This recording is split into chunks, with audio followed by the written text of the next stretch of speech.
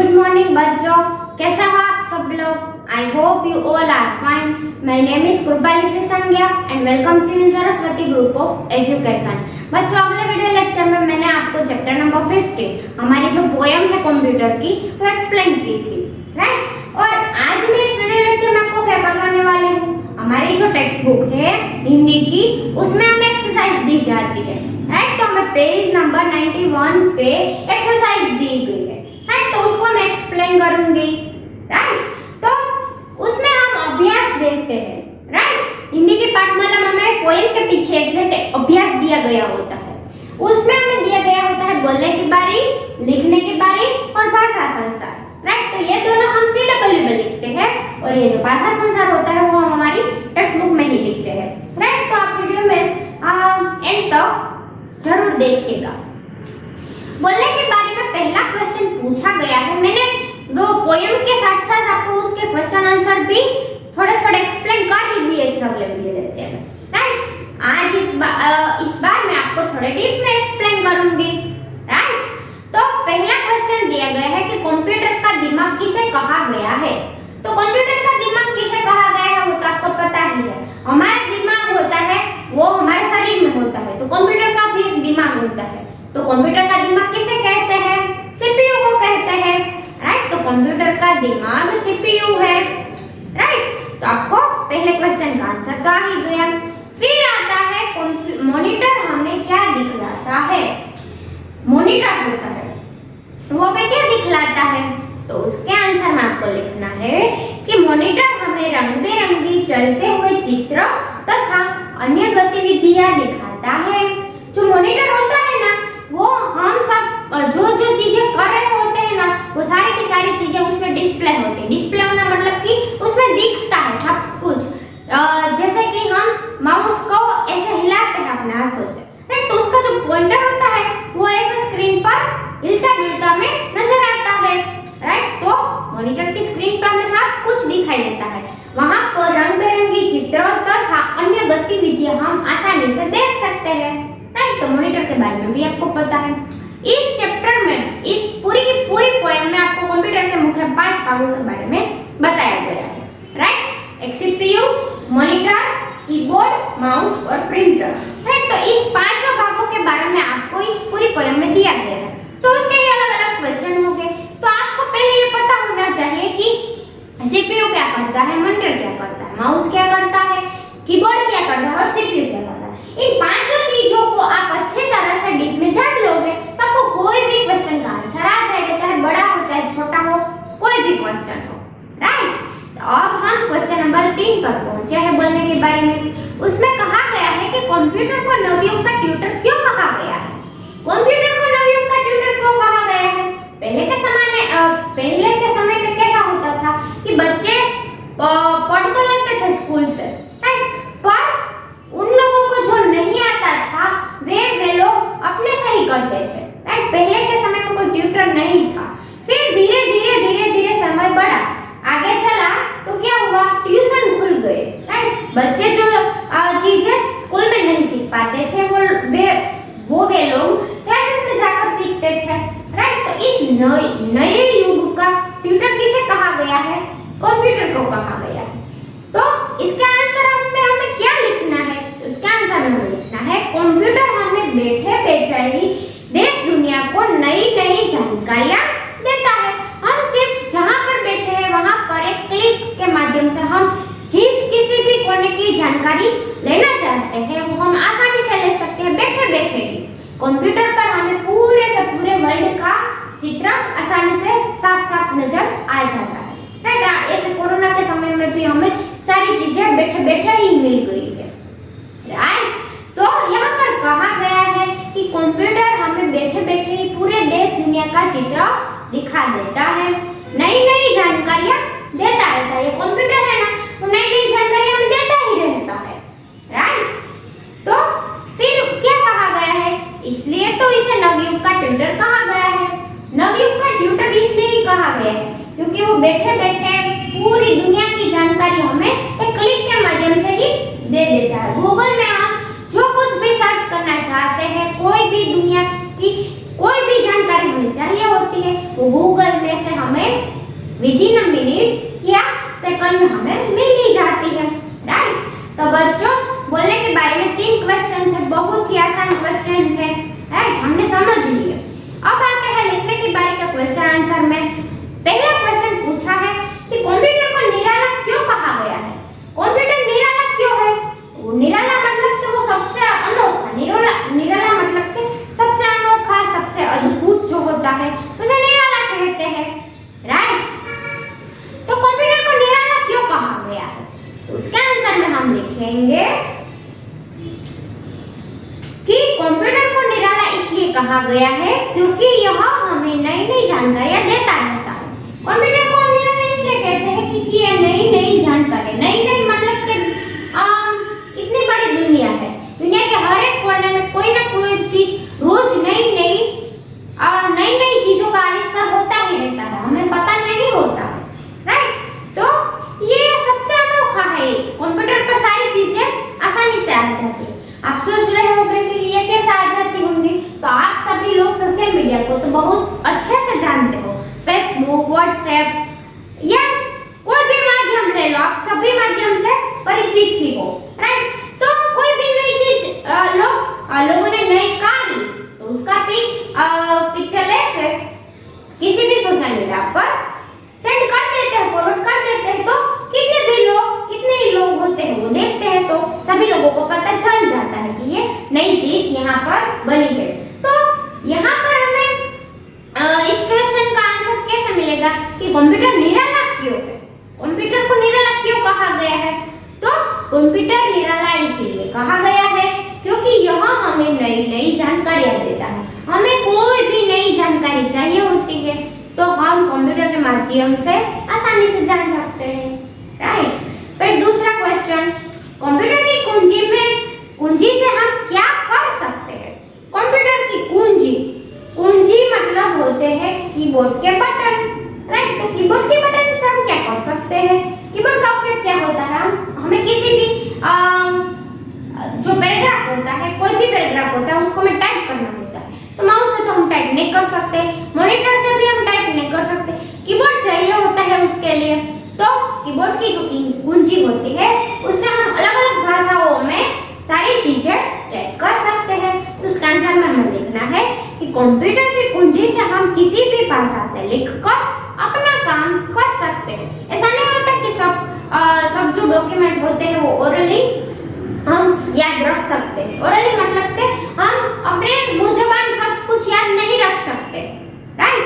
तो इसीलिए हमें कुछ डॉक्यूमेंट ऐसे होते हैं जिसको लिखकर टाइप कर उसको सेव भी करना पड़ता है, राइट। आप सभी लोगों का डेटा हम लोगों को ऐसे ही नहीं याद रह जाता, हमारे पास उसका रिटर्न फॉर्म में उसका डॉक्यूमेंट बना हुआ पड़ा होता है, राइट। तो उसके लिए हमें कीबोर्ड का उपयोग करना पड़ता है, राइट। तो जो कंप्यूटर की कुंजी होती है उसे हम अलग-अलग भाषा मतलब कि गुजराती, हिंदी, इंग्लिश और अन्य कई सारी भाषाओं में हम टाइप कर सकते हैं, राइट। और उसको जितने समय तक रखना चाहे उतने समय तक रख सकते हैं, राइट।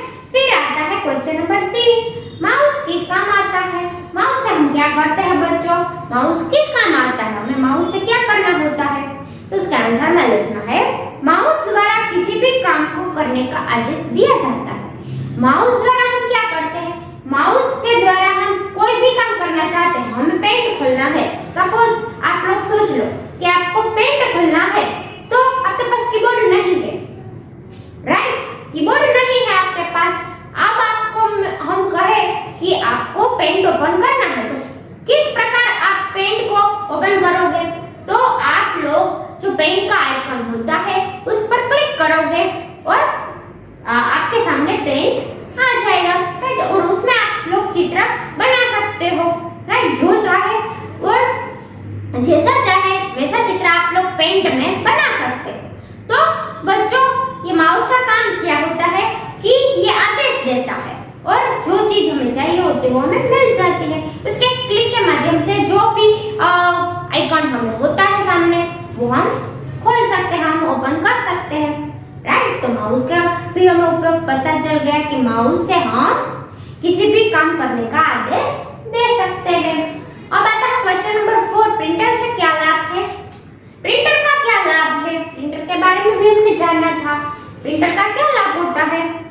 प्रिंटर द्वारा कंप्यूटर पर किए गए किसी भी काम की कॉपी छापी हुई निकाली जा सकती है। हम सपोज हम सोच रहे कि हमने कीबोर्ड से टाइप किया, तो हमें सॉफ्ट कॉपी नहीं चाहिए, हमें हार्ड कॉपी चाहिए।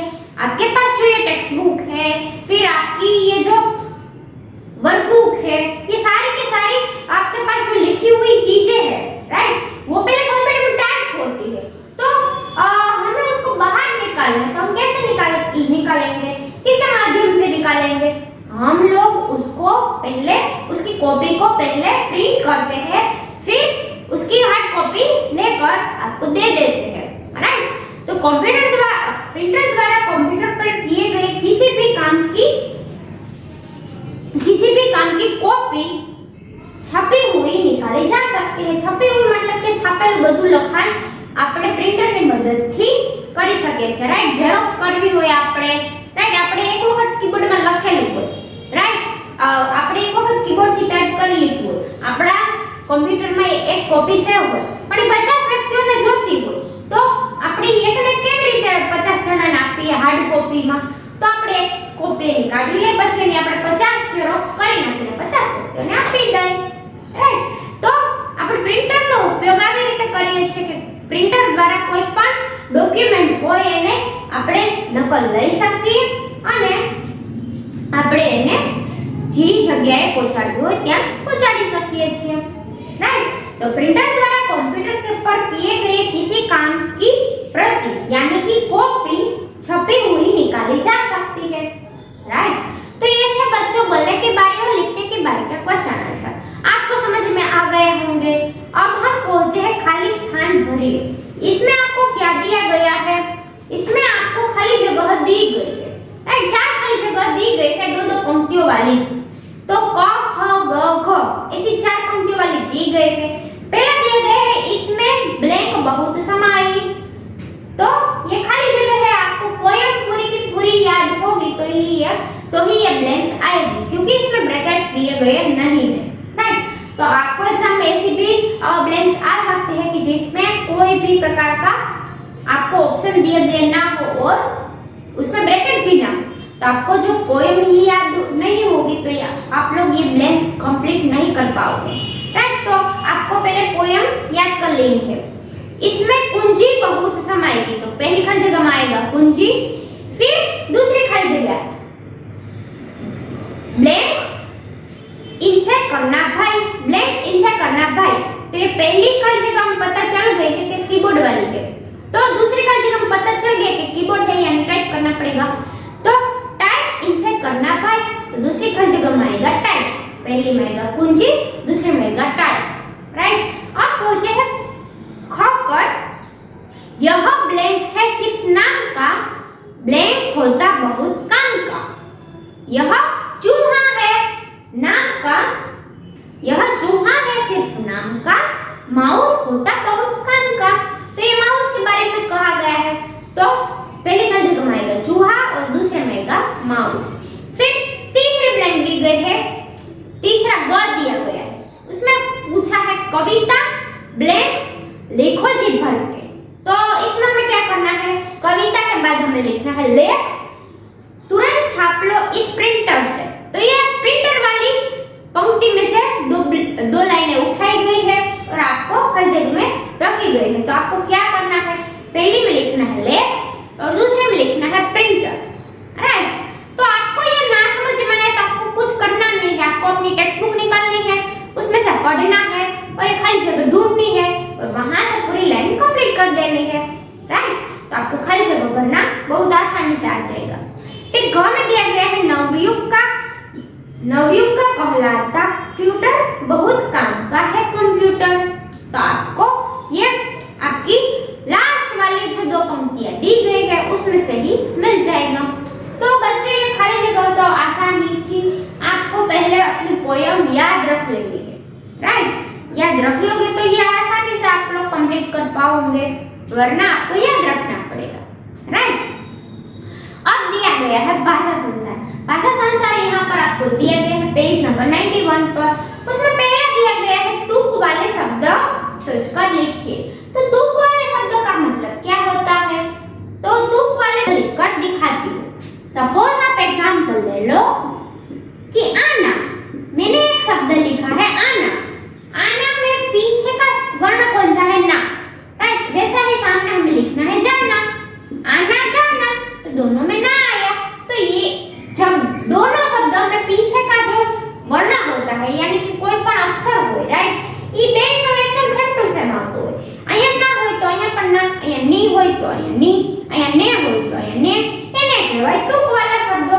એનો પાછળનો જે ઉચ્ચારણ હોય ઈ પણ એકદમ સેમ ટુ સેમ થતું હોય અને પાછળનો જે વર્ણ હોય ઈ પણ સરખો આવતો હોય, રાઈટ। તો આપણે એવા શબ્દ લખવાના છે। નિરાલા તો मतवाला, देखो निराला में भी ला आया और मतवाला में भी ला आया, तो दोनों का तू सेम टू सेम आया। तो ये शब्द की जोड़ी बने, आपको ऐसे शब्द बनाने हैं। फिर दूसरा शब्द आपको दिया गया है जाना। जाना है तो दबाना, तो दोनों में ना आया, जाना फिर दबाना। तो देखो बच्चों, यहाँ पर ना आया, यहाँ पर ना आया, तो इसको कहते हैं तुक वाले शब्द, राइट। फिर दिया गया है कुंजी। कुंजी में जी दिया गया है, राइट। कुंजी में जी मतलब कि ये दीर्घ ई की साइन आपको दिखाई दे रही है, राइट। कुंजी तो हमने सामने लिखा है हिंदी। तो बच्चों इसमें भी यहाँ पर दोनों के वर्ण सेम टू सेम नहीं आए। न और न जैसे आते थे, ल और ल आते थे, न और न आते थे, तो वैसा नहीं है इसमें।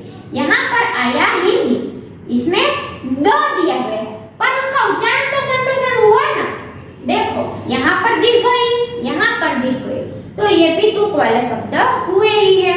कुंजी तो हिंदी, चलते तो लगते, दोनों में ते आया। नाम तो प्रोग्राम, तो दोनों में म आया। भाई तो समाई, रसमलाई। हम कोई भी शब्द लिख सकते हैं क्योंकि लास्ट में हमें सिर्फ ई आए ऐसा शब्द ढूंढना है।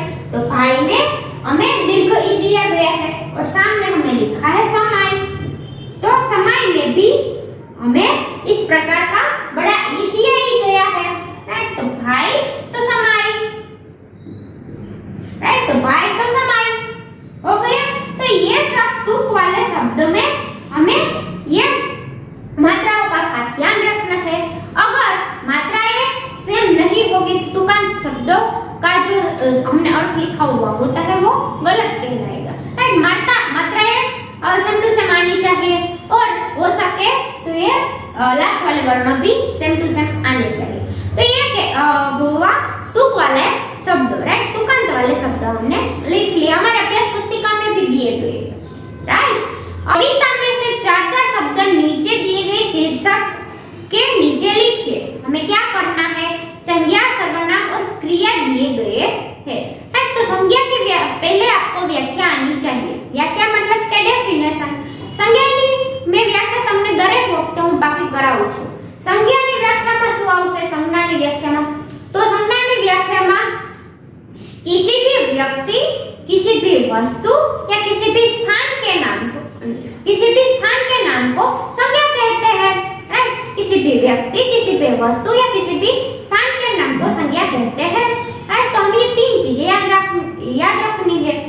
तो संज्ञा हमें आ जाएगी। फिर सर्वनाम, तो जो नाम के बदले जिस शब्द का प्रयोग होता है उसे कहते हैं सर्वनाम। तो बन गई डेफिनेशन, राइट। संज्ञा में नाम आते हैं तो सर्वनाम में नाम नहीं आते हैं। नाम के बदले जिस शब्द का प्रयोग होता है उसे कहते हैं सर्वनाम। तो नाम के बदले जो शब्दों का इस्तेमाल होता है उसमें कौन-कौन सा शब्द आते हैं? हम सपोज एग्जांपल में देखें, ये, वो, वह, तुम, हमारा, हमें, तो इसमें किसी भी व्यक्ति का नाम नहीं दिया गया है, राइट। तो ये सारे शब्द है वो सर्वनाम के शब्द है, राइट। अब हमें क्रिया दी गई है, तीसरे पार्ट में क्रिया दी गई है। तो क्रिया मतलब कि कौन सी क्रिया? अभी मैं बोल रही हूँ और आपको समझा रही हूँ, तो ये भी तो एक क्रिया ही हुई ना। बोलने की क्रिया, समझने की क्रिया, चलना, उठना, बैठना, सोना, जागना, रोना, तो ये सभी भी प्रकार की क्रिया है। तो ऐसा क्रिया कहते हैं। तो यहाँ 3 पार्ट दिए गए हैं, संज्ञा का, सर्वनाम का और क्रिया का। तो आपको क्या करना है, तीनों पार्टों में 4-4 ब्लैंक दी गई है उसके नीचे भी।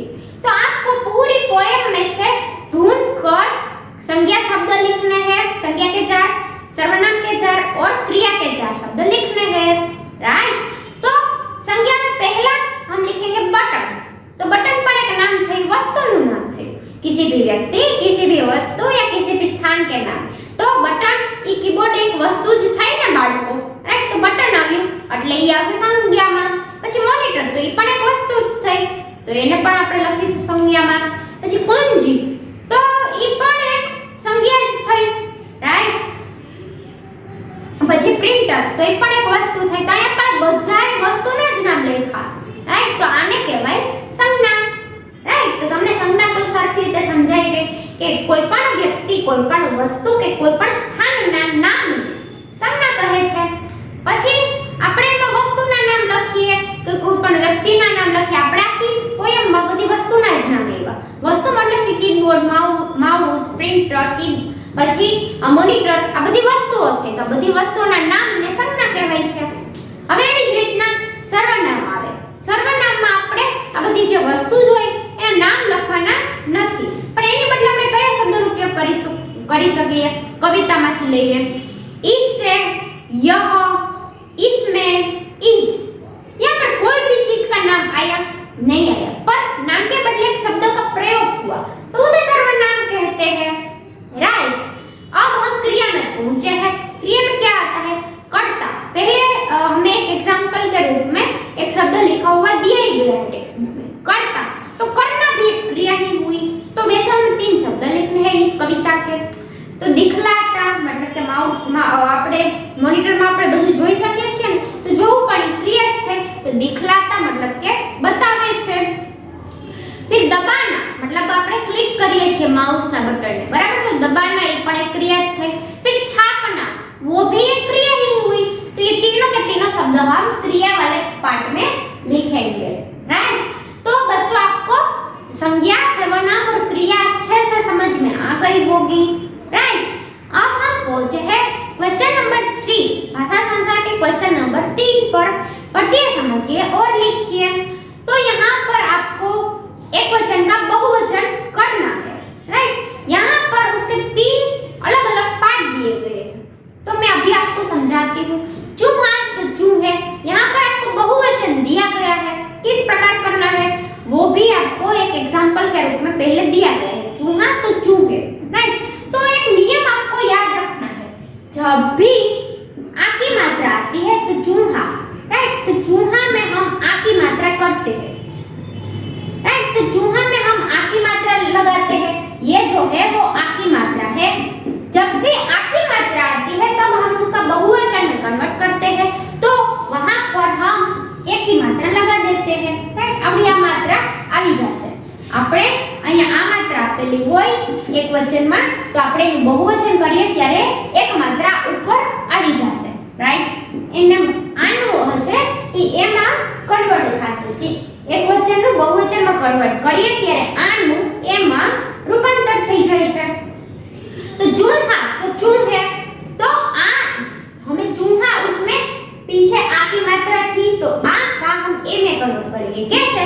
चूहे लिखेंगे हम, यहाँ पर लिखेंगे चूहे।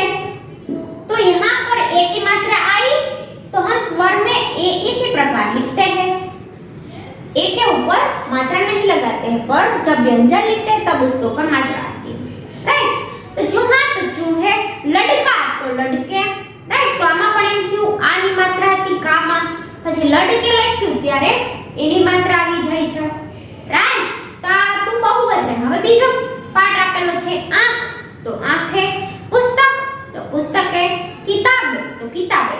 હવે ઓની માત્રા હોય, એટલે કે કોઈ પણ માત્રા ના હોય, તો એનું પણ આપણે જ્યારે રૂપાંતર કરીએ છીએ બહુવચનમાં આપણે એને ફેરવીએ છીએ ત્યારે પણ અ હોય ત્યાં એની માત્રા આવી જાય, આ હોય ત્યાં પણ એની માત્રા આવી જાય છે, અ અને આ હોય ત્યારે એની માત્રા આવે, રાઈટ। એ યાદ રાખવાનું। આંખ, તો आंखें, एक आंख होती है तो उसे कहते हैं आंख, 2 आंखें होती है तो उसे कहते हैं आंखें। फिर पुस्तक, एक पुस्तक हो तो पुस्तक और कई सारे पुस्तक हो तो उसे कहते हैं पुस्तकें। आ एकवचन बहुवचन આપેલું છે બાળકો। किताब तो किताबें, राइट। फिर हमें तीसरे पार्ट में दिया गया है कविता तो कविताएं, राइट। तो यहाँ पर भी हमें आ की मात्रा दी गई है। तो आ की मात्रा दी गई है तो हमें उसका हमें उसको ए में कन्वर्ट करना है। तो कविता तो कविता ए, भाषा तो भाषा ए, वस्तु तो वस्तु ए। तो यहाँ पर हम ए में इस प्रकार का अनुनासिक लगाते हैं, यह हमें याद रखना है। कविता कविता ए, भाषा भाषा ए, वस्तु वस्तु ए, राइट। तो ये हमें खास याद रखना है कि कहां पर हमें अनुनासिक लगाना है, राइट। जब हम पीछे ए लगाते हैं तो ए हम ऐसे ही नहीं लगाएंगे, उसके ऊपर हम ऐसा अनुनासिक लगाएंगे, राइट। तो बच्चों ये था क्वेश्चन नंबर 3। अब हम पहुंचे क्वेश्चन नंबर 4 में। दिए गए शब्दों के अंग्रेजी रूप लिखिए। आपको यहाँ पर कंप्यूटर का स्पेलिंग दिया गया है COMPUTER, राइट। तो आपको इस प्रकार स्पेलिंग लिखने हैं। यहाँ पर प्रोग्राम दिया गया है तो प्रोग्राम का स्पेलिंग लिखना है। मॉनिटर तो मॉनिटर का स्पेलिंग लिखना है। टाइप तो टाइप का स्पेलिंग, इंग्लिश और ट्यूटर दोनों का स्पेलिंग लिखने हैं, राइट। तो आपको इसमें बिल्कुल भी मिस्टेक नहीं करनी है। सारे के सारे स्पेलिंग अच्छे से देख कर पीडीएफ में से लिख लेना, राइट। तो यहाँ पर हमारी एक्सरसाइज कंप्लीट होती है। अब हमें एक्टिविटी तो देनी चाहिए ना, तो हमें टेक्स्ट बुक में एक्टिविटी दी गई है कि शतरंगी रचनात्मक गतिविधियां। उसमें हम क्या करते हैं, तो पहला दिया गया है क्या आपने कंप्यूटर चलाना सीखा है, यदि हाँ तो आप इसमें से क्या काम आप उसमें क्या काम करते हैं। आपको इसका आंसर कहीं भी लिखना नहीं है, राइट। ये एक्टिविटी ही दी गई है। फिर दूसरा क्वेश्चन में दिया गया है रेखा खींचकर मिलान कीजिए। तो माउस आपको जहां पर दिखाई दे रहा है उस चित्र के साथ आपको मिला देना है, राइट। मैंने यहाँ पर पीडीएफ में आपको मिलाया हुआ दिया ही है, आपको उसके साथ मिला देना है। प्रिंटर तो प्रिंटर के साथ, फिर मॉनिटर के साथ, और यहाँ पर 4 पार्ट दिए गए हैं तो उसको आपको अच्छे से मिला देना है। कंप्यूटर के मुख्य 5 भाग यहाँ पर दिए गए हैं, मॉनिटर, सीपीयू, फिर कीबोर्ड, प्रिंटर और माउस। तो पांचों को उसके नाम के साथ मिला लेना है। फिर दिया गया है क्वेश्चन नंबर 3 हमारे पेज नंबर 93 पर। इस चित्र का वर्णन 5 पंक्तियों में कीजिए। यहाँ पर एक लैब का चित्र जैसा आपको नजर आ रहा है, यहाँ एक ऑफिस का चित्र है, यहाँ एक ऑफिस का चित्र है। 5 पंक्तियों में मतलब 5 वाक्य લખવાના છે। તમને ન આવડે તો મેં લખેલા છે એ જ વાક્ય લખી શકો છો।